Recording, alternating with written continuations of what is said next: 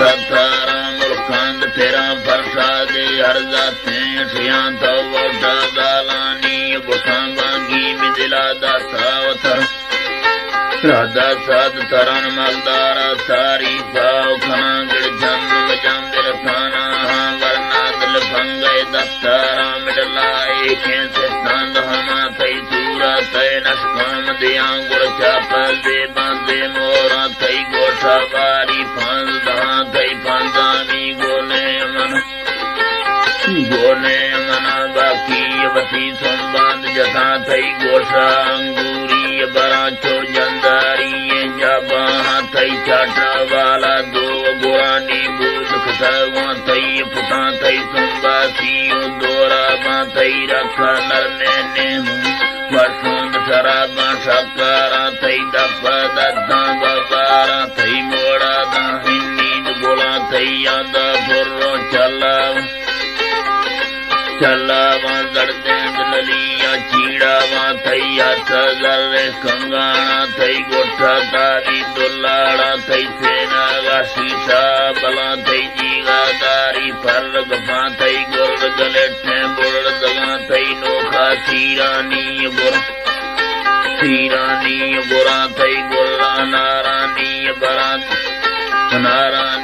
बरा थई चीबा खादरा ने फुटा थई पोटा थई पठा बरा थई से कोटा थई ले गफा थई लाद दिलाई नामण खना जुजा फदरी मुल्कार बांधे की थगी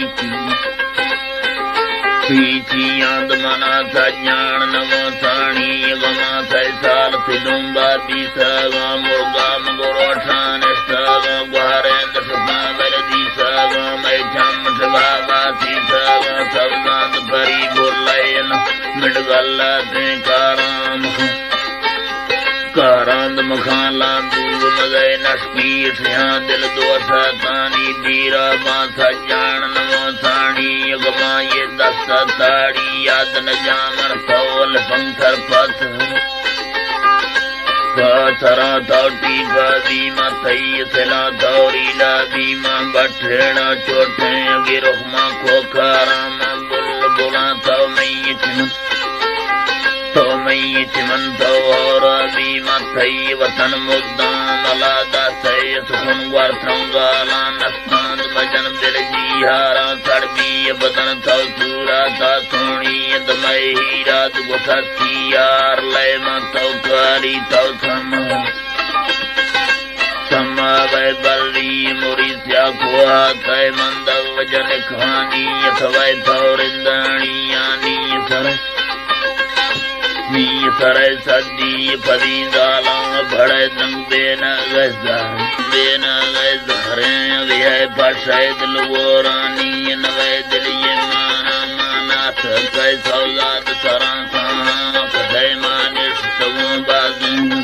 बर्रान तहर माहे सुभांगिर चम तरा नशके दिया मंदी गारे अखत पालय लीद गरिया जखे थामा वाजे ससोनाद सच्चा थवै कूड़ा दमना नाराज किया माफ खांदा सैद हवर चुकी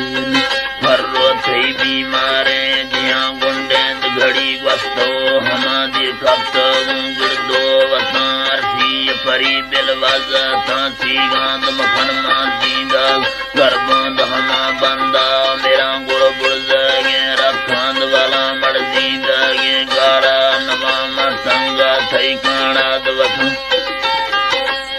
अदवसा मतंगो थई काना अदवसा साई